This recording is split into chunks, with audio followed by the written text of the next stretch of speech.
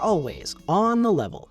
We're your hosts. I'm Brother Samuel. I'm Brother Gabriel. And we're just a couple Masons trying to find our spot in this fraternity.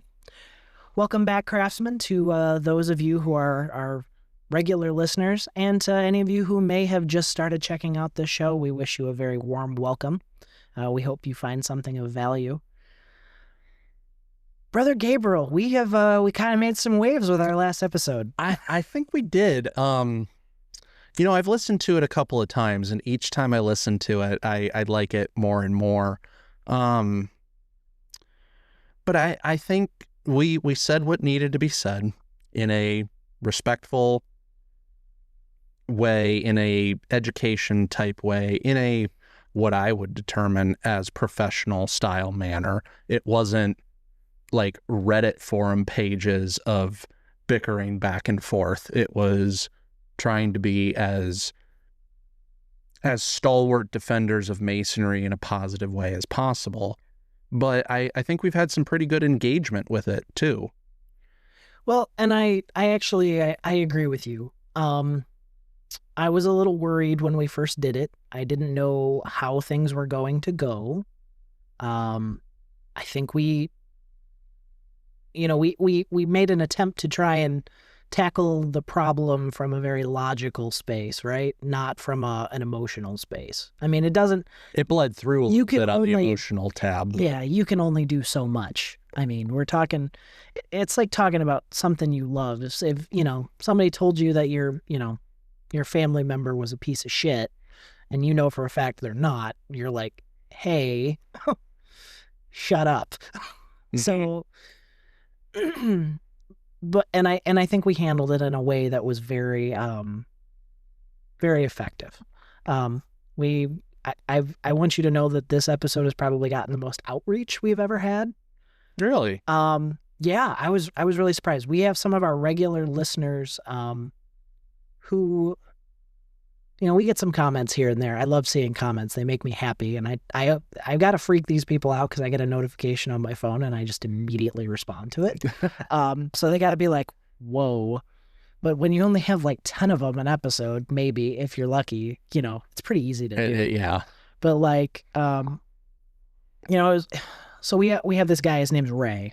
I'm not going to throw his name out here because, we're not going to dox him. No. But he said that, and I really appreciated this, he said that our most recent episode really hit home for him. And he's a regular listener. He listens to our show very regularly. He reaches out a lot. Ray, you're probably one of our freaking superstar listeners. Number one, MVP. Number one, MVP. But he was saying how he was kind of in the situation where when he religiously, right, he was not accepted where he was for his church for being a Freemason. So he found a new home. He found a new church that accepted him for being a Freemason.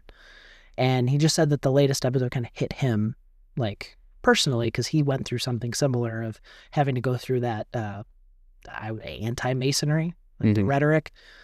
And to know that we're not alone in our feelings on that, and how another brother chose to handle it versus, like how I said I handle it, which is I just kind of deal with it. There's no wrong answer to it. I mean, it was very, I don't know, it's always humbling when the things that we talk about, when people comment and they tell us that, hey, you're not crazy. We're not screaming into the void, as I like to say. Well, just the fact that we have as many amazing listeners and craftsmen as we do just shows that we're not screaming into the void. Yeah, thank God. Because I just want you to know it's exhausting screaming into the void. I mean, it's a lot of work. But overall, I think we did a good job. Yeah. I would like to think that maybe some listeners, because I will tell you that the number of people on YouTube alone that have listened to our show tripled. It was no longer at the 7 that it normally is, where it's more like 47. So that's pretty cool. But it's just good to know that we handle it. And a lot of our friends in the Masonic podcasting community have reached out and gave us kudos. They said we handled it in a very professional manner. And, Good.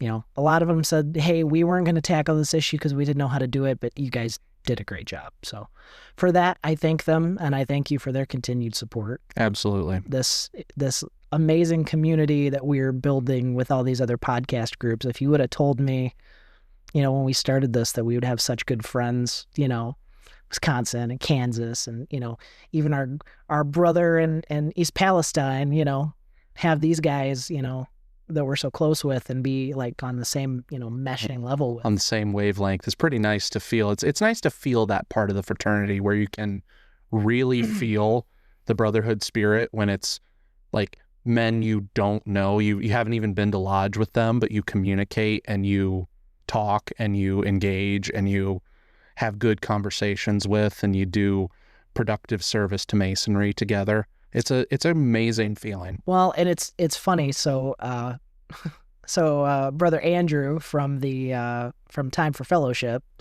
they do a breakfast with Santa, and they were just talking about their breakfast with Santa on their most recent episode and how successful it was back in December, because they take that break in December. Mm-hmm. But they've been doing this so long, and their lodge is so highly organized that they have like a standard operating procedure, an SOP. I'm sure you know what that is.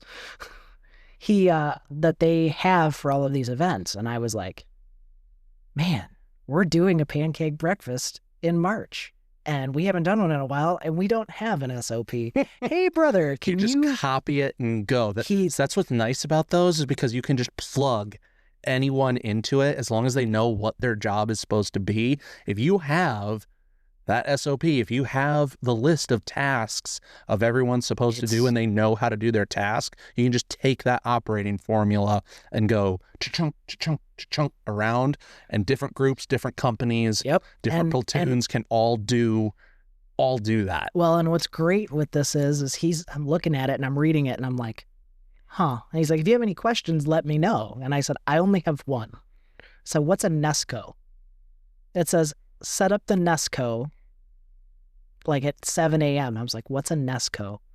He goes, oh, sorry, I forget that some people don't know these. And he took me a picture of the same roaster that we have in our kitchen. And I never realized it's a NESCO roaster. We just call them roasting pans, but they call them NESCOs.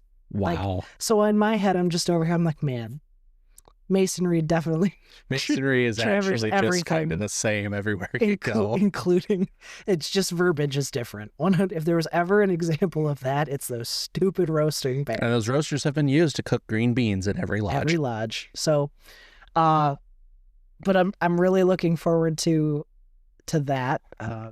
But anyways, enough about our previous episode. How have you been, Gabe? I haven't seen you in a while. I've been tired. I've been working a lot of overtime at work. It was just last week. I worked a 27-hour shift snow plowing. Well, not all of it was snow plowing, but most of it was. Yeah. And when you spend 14 hours straight in a snow plow, it tends to mess with your perception of time a little bit, and your knowledge of what day it is, what your name is, who you are, where you are, kind of stuff. It cracks me up. So the first time you started doing the snow plowing, you messaged me and were like, "Yo, I'm gonna be awake all night." I said, "You're a vampire now." I've joined the vampire squad. It screws with your head though, because you get home and the sun's out and you're like, We did it for several weeks in a row, and one of the second weeks I messed up my time card because easy of it. to do. And my boss was like, "Yeah, it happens when all your days blend together, doesn't it?" And I was like, "Oh my God, yeah, it does." So do you now understand when I tell you that yesterday is still today until I go to sleep, and then it's tomorrow, even though it's still... So time is a made-up construct.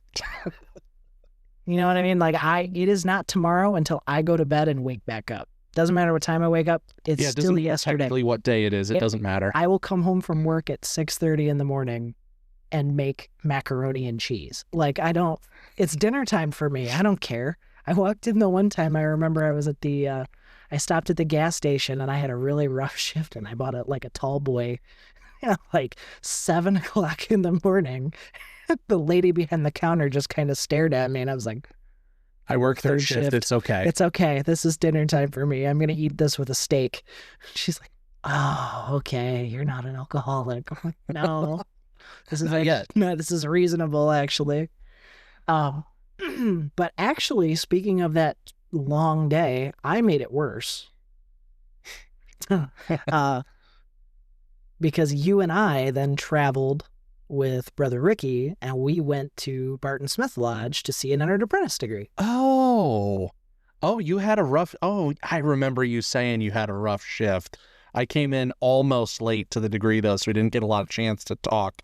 Well, and then I had to go into work after the degree, so I took 4 hours off or 5 hours off, and, But because it was important for me to go to this degree, because one of my motorcycle club brothers is joining Masonry, and we won't... I don't know. We could use his first name, right? I guess. Or we could use his club name. Yeah, you could use your club name. Yeah, we'll just call him. We'll call him Half Ton. I like it. And then when he joins, he gets to have a normal name. He gets to have a normal name. Yeah, no, it was really cool because, he asked to join, and me and Brother Adam are both in this club together, and everyone kind of knows we're Masons. And he's like, I kind of want to join. I want to learn, scratch the other side of the itch. Like for me, the motorcycles do the one thing, and then the lodge work does the other. He's like, I kind of want that. I want to grow. Which is good. Yeah. And I got to say, he's a pretty cool dude. Yeah, you got to go to Waffle House with him afterwards. I did. Waffle House. He loves Waffle House. We can talk about how pancakes are an American staple all you want. Waffles are better and I think more American. I agree. Even though they're technically a European invention, but so is the cheeseburger. So potato. Yeah, potato. If McDonald's is the emblem of America because of cheeseburgers being invented in Europe, then Waffle House can be the other emblem of America, even if waffles are another thing we brought over. I think it should be just a tradition here in Ohio that after you give a candidate their entered apprentice, you got to take them to Waffle House. I would like that because with pancakes, the butter and the syrup just kind of slides off. It just kind of slides off, but with the waffle, it keeps all of the butter and the syrup on it. I agree. It's a much cleaner product. It's amazing, and waffles are so fluffy because if you don't cook pancakes right, they just... And waffles are square. You can square your waffles if you get them from Waffle House. See, it's perfect. It is. Perfect. Masonry, Waffle House and Masonry should do a joint kind of venture kind of thing. Listen, the amount of money that Most Worshipful Brother Carter spent going to Waffle Houses all around the country, they should have him as a sponsor. That would be incredible. Imagine if the Waffle House irons, how they iron the Waffle House name into their waffle? Should be a square compass. A square compass on top of it. It'd be so great. But yeah, no, it was really cool and he didn't join our lodge. He joined Barton Smith, which is fun because another one of my motorcycle club brothers asked to join Genoa Lodge. So he'll be joining. He's not in yet, so I'm not going to name him, but Masonry is being slowly overtaken by bikers. Edgy bikers. Edgy bikers. But, and these are two guys I spend a lot of time with. It's really funny because, they decided to join because they spent time around me and Adam. Well, that just goes to show how good of representatives of Freemasonry you guys are, that they were like, your friends were like, hey, we like hanging out at the club with you guys, but you guys are really cool, and we really think you guys are good dudes, so let's investigate this thing that you guys are always talking about that you say that makes you such good dudes. Yeah, and when he asked, I was so happy, because once again, we never ask anybody to join. They both have had questions for years. They, here and there would ask questions, and, I think they both have listened to this podcast. In fact, the guy that's going to join Genoa actually originally designed Your and My's logo. Really? Yep. Oh, that's the guy. Yep. He's the one that hand drew the outline for it, and then I had it professionally done on Fiverr. Nice. But yeah, I'm really excited. They both are very different guys, right? Mm-hmm. The one guy wants to approach Masonry because he needs something to help him kind of be grounded and grow, whereas the other guy is looking for the philosophical. He's esoteric. He just doesn't know it yet. And he's, very theoretical and loves the philosophy and all that stuff. I think he's going to find a home here with a bunch of guys that are very like-minded. They're both approaching Masonry for different reasons, but at the end of the day, it's the same. So it's pretty great. I'm really excited about that. I'm going to be busy for a while until they get their Master Masons. So, because I'm helping with both of them. Good. But that was really fun to go be able to see that, do that. But you guys going with me meant a lot too. And traveling. I mean, we went to a different lodge together. That was pretty cool. There was an inspection that night, and I was like, I can't go to the inspection. But then then you texted me, and I remembered, oh yeah, one of your friends is getting his EA tonight. I'm going to move something around. Yeah, I'm coming to that. Yeah, and Ryan would have went too, but Ryan, fun fact, Ryan just got, let's say, ownership of a new house. They're working on the paperwork. But like, it's his. He's going to be a little busy with that for a while. So you might not hear from him for a little while. They're busy, but he'll be back soon. I'm giving him a break. He's using some PTO time. But yeah, we've got our inspection coming up. I think it's next week. Oh. Yeah, fun fact. Yeah, it's next week. It's okay, I won't be there. I got to work. I'm the treasurer. Nobody cares. Lucky. Nobody cares. But yeah, it'll be good. It'll be fun. We'll get done with that. We got degree work in February. We got pancake breakfast scheduled in March. That's going to be fun. We're, pretty soon after that, we're going to have homecoming coming up. Oh, yeah, that again. Yeah, where they're asking us to take an active role in homecoming and be every year Craftsman, our town does we call it homecoming. I guess you'd call it we call it the World's Fair, but, carnival food, parade, Yeah. Every summer. Every little town has their awesome festival. It's a big blowout. It's great. Well, the town has asked us to take a very active role in volunteering and helping out. So nice. If we have to set up that many straw bales again, though, I'm bringing my little tractor with a forklift, and I'm just going to move them around. Yeah, we'll have to let them know that, because that was a bit much. But no, in other masonry news, then, well, since I'm in Waterville now, I've been going to Rubicon, the Waterville Lodge, a little bit. I'm going to be helping them with their inspection actually too. Really? Not a lot. I'm just going to be walking in the Master Mason degree. No, that's what though? Do you know how many times I haven't been able to find enough walkers? Mm-hmm. Well, and that's why I said, I was like, hey, do you need anything? And the Worshipful Master was like, no. And then he called me and was like, hey, brother, we actually could use a walker. Are you available? And I'm like, yeah, I can be a walker. Who's the master over there this year? Right Worshipful Brother Gerald Fish. Oh, is the Worshipful Master over at Rubicon this year. That's interesting. So. Huh. Yeah. You think he inspects himself? Probably. He just writes A+. For those of you that don't know, Craftsman, Brother Fish is our District Deputy Grand Master, and he will be inspecting us next week. So it's funny if he's the master and the district deputy, if he gets to just go, yeah, I did a great job. Yeah, A+ to me. A+ for medal me. To put on my chest. We love you, Gerald. We need to get you on the podcast, but I know you've been really busy. So Brother Fish has been supportive ever since we started this. So. Mm-hmm. He's a great guy. Before he was even a district deputy. Oh yeah. I remember Gerald was like, "Oh, you're doing a podcast? That's awesome. Hey, can I give you some money to help you out?" And I'm like, "No, but I want you on the show." So, I don't know. I just have a good feeling about Genoa Lodge this year. I do too. I think I don't know. We've been hitting our strides with the podcast. We're almost done with traveling. Well, and we're on a ebb and flow up with membership. We are, because you've got Brother Dunn, you've got Brother Carr's done with his Master Mason return. Yep, and we got. I mean, we're on we're membership's finally positive, which is great. We got more people showing up. The last meeting, I made Swedish meatballs and noodles for everybody, and everybody came out and ate dinner, and everybody was fed. That was pretty cool. Mm-hmm. I don't know if I'm going to try and do something for the next one, but we'll see. It's interesting because I got to thinking about it when Ricky told me that how important it was for the Pennsylvania lodge that we went to, that food is like really important to their lodge. Like having the meal before dinner kind of unites everybody. Mm-hmm. I don't know. It felt like that meeting went really smoothly. Yeah. Like everybody had a full stomach. Yeah, everybody's in a better mood. Everybody's grumpy. Yeah, no, and you don't have any grumpy past masters on the sidelines. Yeah, that's true. I mean, I like being a grumpy past master because this is 2 years now. I haven't had an officer role in a responsibility, and I just get to sit on the sidelines and do whatever the master needs, but also just sit there and be like, meh. Not doing it good. Back in my things differently back in 2024. Very differently. And we did them. Yeah. No, and I held this lodge together with spit and duct tape. Well, the duct tape is true.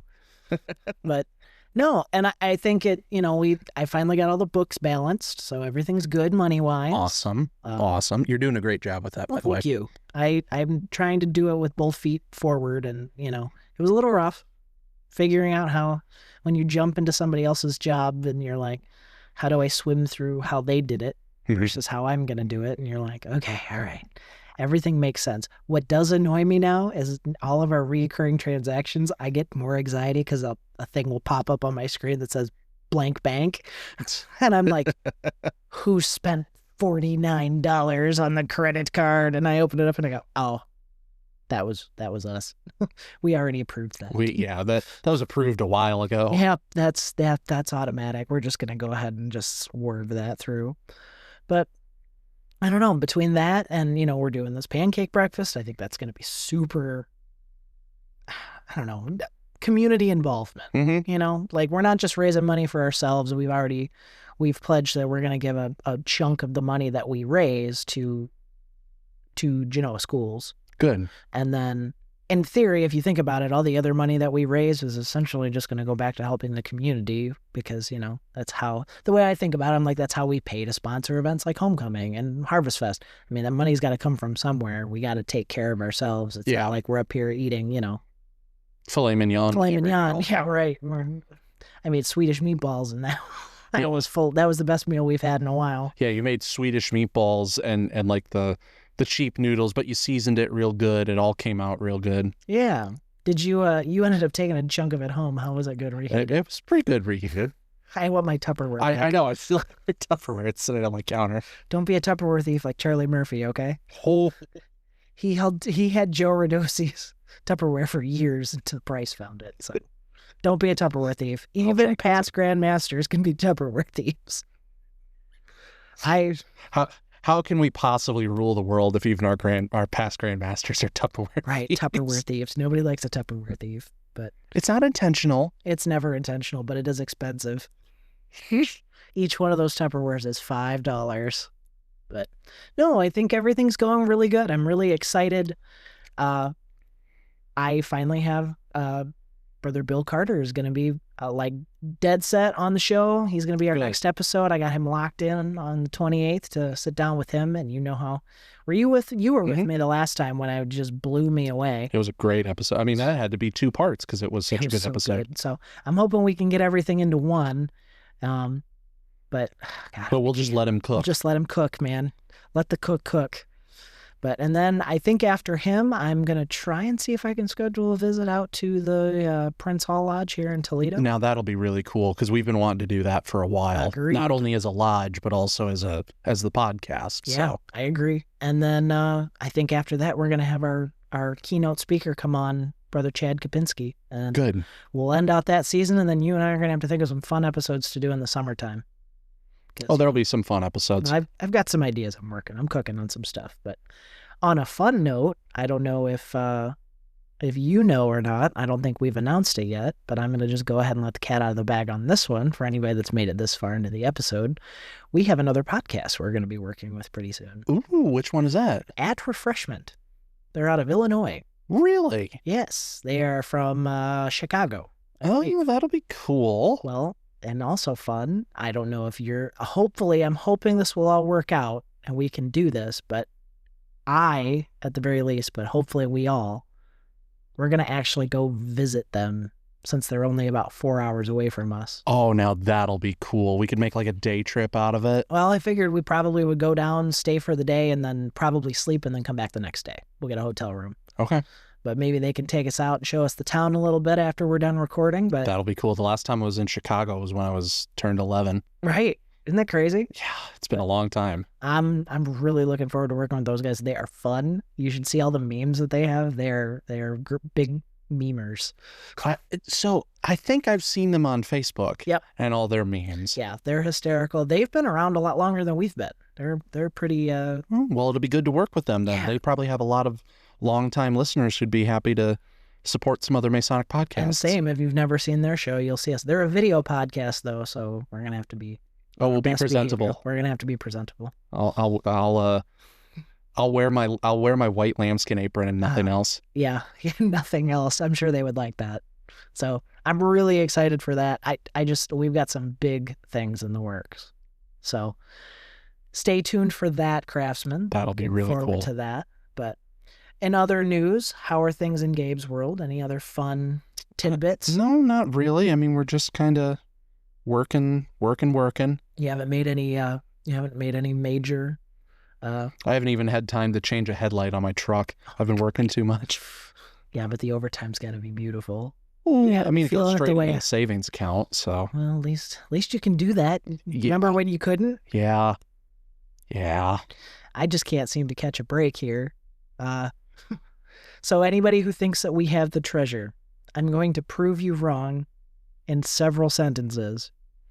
So my 2012 Chrysler 200, the gasket went out on my car and oil was all over my driveway on the first of the year. I went out to shovel snow and my driveway was covered in oil.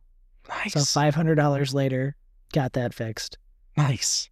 Now the transmission is slipping. There's another minimum $3,000 unless you want to buy a brand new one. Well, I'm not, so I'm going to probably end up buying a new one.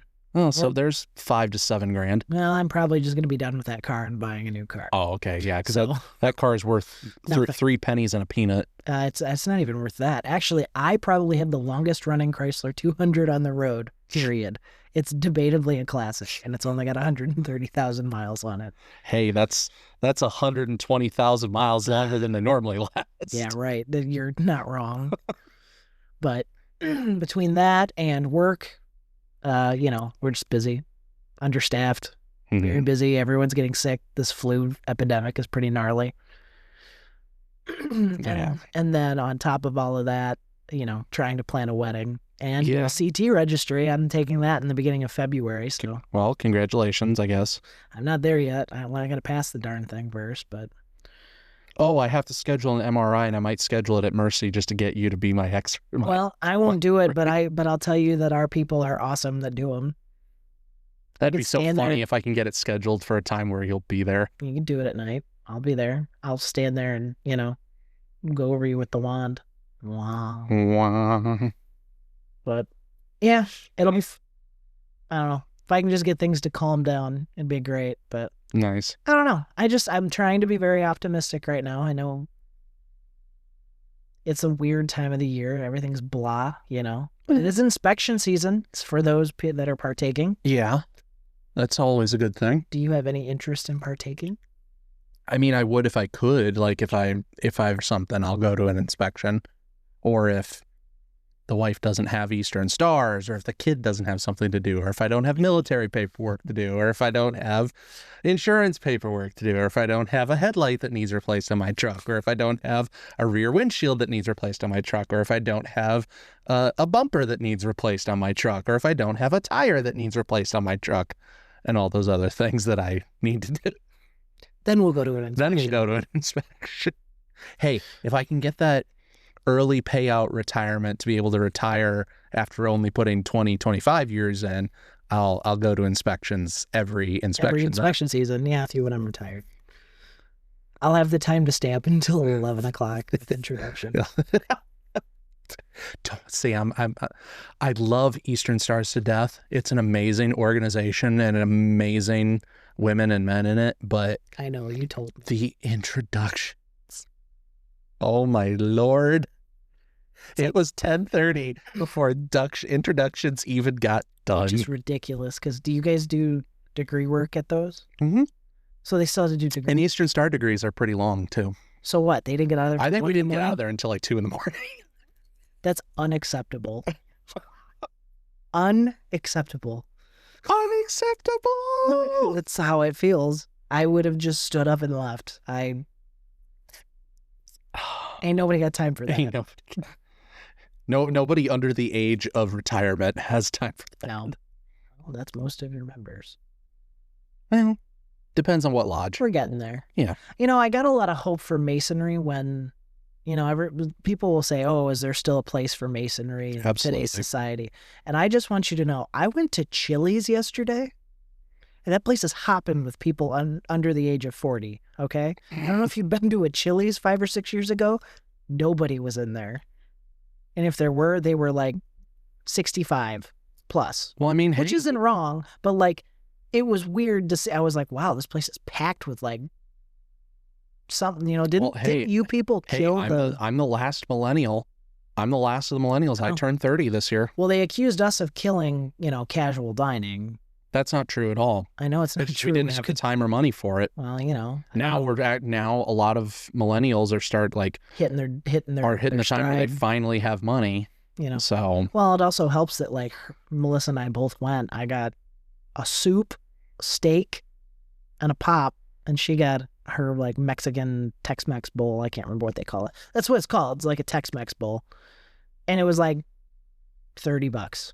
Oh, that's not bad. No. And especially when you go to Chipotle and it's $30 for one burrito. Right. Or you go to Five Guys and it's $600 for one burger. For one burger and a small fry. Listen here, Five Guys. Yeah. You guys have crossed a line. Yes. When I got a burger, fries, and a drink and it was like $42, you guys have messed up somewhere. The math ain't math. No, the math is not mathing anymore. I just remember Curtis used to call me up and say, hey, I'm going to Five Guys. You want to go? And be like, I haven't gotten paid yet. I don't have a mortgage. I'm not taking out a mortgage. I'm not taking out a mortgage for a burger. 29% interest rate. A burger that, no offense, and quality-wise has gone downhill since the good old days. It's a pretty good burger, but... It's a good burger. It's not as good as it used to be. That's fair. Especially for the price. I agree. But... They got to pay all those people to be able to stand there and shout, one in the door, and clean peanut shells off the floor. I love it. I love it. But I digress. Now I want Five Guys. I know. See, but that's how they get you. That's how they get you. We'll spend $40. It's that peanut oil that they fry everything. God. It's addictive. But, I mean, I don't know. I feel like Masonry, there's a good chance that, like, if we can get these 20-something-year-olds, 30-something-year-olds are finally going in, they're going into these restaurants and they were like, oh, that place is terrible, terrible, terrible. Now they're going to, maybe we'll have that with Masonry where they're like, I never really wanted to ever join anything in my life. But, now that I'm 30, maybe now's the time I want to get involved. Well, I've got it done. Yeah. Brother Dunn and I and Brother Carr and I, we've all been talking about like military connections because Masonry always used to rely off of military enlistment. Yeah. And I think there's a big untapped gold mine of like the 40-something vets down to Brother Carr, who's younger than me, but a vet. And there's a good chunk of them that would love to come. I mean, Brother Carr alone, he was Marine Corps, and he said that all of his upper leadership that were good, because there's a difference between your good upper leadership and your bad upper leadership. Sure. The good ones were all Masons. Yeah. And he said he wanted to figure out what Masonry was that made them good guys. Yeah. And he found us. And he found us, and he's been nothing Poor but guy.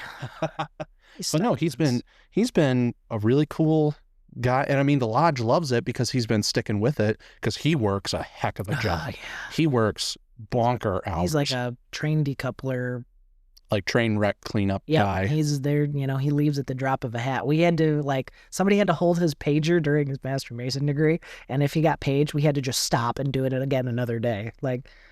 I was so happy we didn't have to do that. Yeah, that would have not been fun. But, I mean, he was still willing to do it, and we would have did what we had to do. I mean, Master Taylor had to leave during his Master Mason because his wife was delivering a baby. That one slide. Let that slide. I missed an inspection for yours. For the birth. I mean, it is what it is, but... Or it was for something. It wasn't his birth, but it was for something. Well, because he'd been born on the 5th and our inspection was on the 9th. He was still in the NICU. Yeah, it was very touch and go. You couldn't focus. So, but I think that's great because we're getting these younger guys. But like, so I was talking to this nurse at work the other day, and you know there are male nurses. Mm-hmm. They're not predominant, but there's way more of them than there used to be. But name's Cam. We'll call him Cam. Cam is 22, 23, I'm gonna guess. He's fresh out of school, and he's only been working in the field for probably 6 to 9 months. And we finally had a day the other day where nothing was happening, like nothing. We didn't have anything on the board. We went over there and everybody was sitting at a desk and joking and laughing and having a good time. We don't get these very often. Like the city was quiet. Nice. And he's sitting there, and I was like, so what's going on, man? And it's just him and I, and we're shooting the shit. And pardon me, guys, that's my wake up alarm. And I was like, man, he goes, I'm just so tired. And I was like, what do you mean you're tired? Like, what's going on, dude? And he's like, well, all I do is and he works third shift. He goes, all I do is I go home from work. He goes, and I play video games. And I go to bed, and I wake up, and I come to work, and I go home, and I play video games. You have to have purpose in your life. There's got to be something. And I've gotten to the point where I was like, well, you got to do something for your life, man. I said, what do you like? He goes, well, I used to work out. I used to play rugby. I used to do all of this stuff when I was in college. He goes, I just don't feel like I have time for it anymore. And, I don't. He goes, well, what do you do? I said, well, I am involved in a lot of organizations. And that kind of piqued his interest. I said, I'm a Freemason. I said, I'm a biker. I'm in a biker club. I do that, and I do this, and I do a lot of stuff for the community. And he goes, maybe I should. And I was like, well, let me start you off here. I said, you can still work out, dude. We have a gym here. You can go work out in our gym. He goes, there's a gym? I was like, yeah. I took him down there, and I showed him. He goes, wow, this gym kind of sucks, but it's free. It's better than nothing. It's better than nothing. He goes, I could work out here, and then I could do this or do that. And I was like, yeah, it's great. It's the one time I was thinking, I was like, sometimes I know we don't recruit for a reason, but I guarantee you he has zero clue what a Freemason is. There's some ways around it. I know, but I've thought about maybe bring him to the pancake breakfast or bring him to a dinner night here. I thought about handing him a business card and being like, if you're interested. Well, yeah, because we can talk about you can hand him a business card for the podcast. You can say, hey, come to dinner at the lodge some night. And that's when it'll be on to like, hey, how do I go about doing this? If I wanted to join you guys, what would I do? And then we could say, well, you've got to ask one of us for a petition, and we'll hand you a petition. And I thought about maybe I'll invite him to the pancake breakfast and see, because like he's a good dude. Yeah, he's a good young, If he's in healthcare, he seems like he's pretty good. There are some people that are just really like, this is going to sound really not bad, but like if you go to the hospital and your nurse is, I don't want to say a jerk. They shouldn't be a jerk to you, right? But if your nurse is telling you like, oh no, you don't want that. This is what we're doing. This is how we're going to do this. This is what you need. And you don't see your nurse for long periods of time, but you see them walking across the hallway a bunch of times. I want you to know that is probably one of the hardest working nurses in that unit, especially in the emergency room, because they're bouncing around between 5 or 6 different people. Oh, yeah. And Cam is amazing when I go, hey, man, I'm really sorry to do this to you, but I need you to bring your patient to me because I don't have time to grab them. And usually me and my partner would do this. We got to split up. Cam has never once been like, nah, I can't do that. He's like, you got it, buddy. Whatever you need. Good he man. goes above and beyond for his patients, and it's good. It's nice to see, but it's sad to see. I think there's a future there. I think there's a future with an organization like this too. I think so too. So I'm really hopeful, but I think like there's got to be more people like Cam. Right? Oh, there is. It's just hard sometimes. How do we market ourselves to the younger generation who has no clue that we exist? It's going to be stuff like this, like what we're doing right now. Right. It's going to be engaging with people in our jobs like we do and like I do when I'm at drill and when I'm doing other stuff. It's going to be community interactions like what we do, but I don't know. I know Brother Carter always talks about Masonry stuff going forward, which I'll be interested to hear in the next episode. Well, yeah, me too. And actually, it's going to be interesting because the topic that we're talking about, we're going to continue our topic on anti-Masonry. Mm-hmm. But Brother Carter's a much more knowledgeable source. And I think if Brother Carter says, this is how you handle it, I think he's don't take my word for it. Don't take my word for it. He's just the past Grand Master for the state of Ohio. Yeah. He might not technically be the representative, but I think you get to keep that. Yeah, I think you get to keep some status. I think you get to say what you want and nobody can really do anything to you. So That's I'm really why you like him so much. I do, man. He just knows how to rile you up and get you going. And, that might sound really like, wow, that's so anti-rebel of you. But it's so rare you find a leader that's worthy of that. Like, it's not very often that you're willing. Like, I'm like, do you? Because anytime I've ever had anybody say, hey, I know how to fix this, do you? Because your idea sounds really stupid. Dumb. But when a guy is just as enthusiastic and is in the dirt with us doing these things, if this stuff came from a guy who walked into our lodge and expected me to stand in his parking spot and wait for him to pull up and then carry his apron case up the stairs and then get his, place his apron on him. Not that anybody's ever done that, but if they did, that would make me go, ugh, you require that kind of, fanfare. We're talking about a guy that walked upstairs, said, hi, shook our hands, and I'm like, who's this guy? Because it was our installation. Charlie goes, that's the Grand Master. So I went, oh, you're right. I did watch you get stalled. I was at the Grand Lodge. Oops. And then, listening to him talk, I was like, okay, whatever. We've had a Grand Master do this before. Like, big deal. Mm-hmm. And to hear him talk about Masonry, just for that little bit that he had the floor, was just kind of like, huh, I like this guy. And then to hear him talk more and more and more and more, and I'm just like, he means what he says. So, but I'm really interested to see his thoughts on dealing with anti-Masonry and how, because if I remember correctly, he's told a story about how he put off joining because of like not knowing what the fraternity was about and reading about bad things about it. So it'll be very interesting to see his thoughts on it. It will. But overall, I think they're just going really well. For the most part, minus my car. Good. Well, any final thoughts, any tidbits of wisdom for our craftsmen before we go? I know this was kind of an all over the place episode. No, I think the craftsmen have gotten what they need to out of this episode. Sometimes these ones are the most genuine episodes we do because there's no forethought. Yes. Like, hey, let's sit down and chat with Gabe and Samuel. The most important part to me was the Waffle House part. Oh, I agree with you. You know what? I think... And the dunking on Five Guys. Do you think we could do waffle breakfasts instead of pancake breakfasts? Because I'm kind of in. Yeah? But don't you need we would just need a big, like a few waffle irons. We need like 50 waffle irons. Fuck, you can get them at Kroger's for like $12 a piece. Yeah, but like I can make 10 waffles on my griddle plate alone. So that's probably why we don't do them that way. Yeah, I mean, pancakes are easier to make en masse, but yeah, we'll figure it out. We'll figure it out. We'll get it behind. Now that I got the SOP from our good friends in Wisconsin. Mm-hmm. So, all right. Well, Brother Gabriel, if you don't have anything else, I am I think that's good. Sign us out. All right, craftsmen. Well, catch us next time when we will hopefully have Brother Carter on now that he's no longer sick. Hopefully. And I think it's going to be an awesome episode, so don't miss it.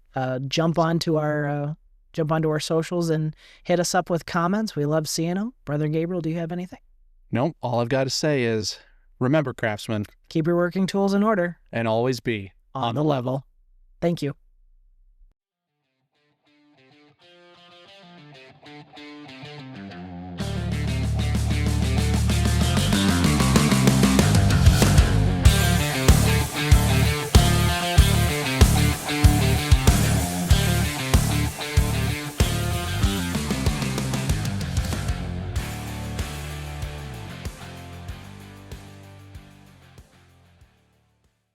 The views and opinions expressed on this podcast do not reflect those of the Grand Lodge of Ohio, its officers, or any of its jurisdictions. They only reflect those of the hosts or guests.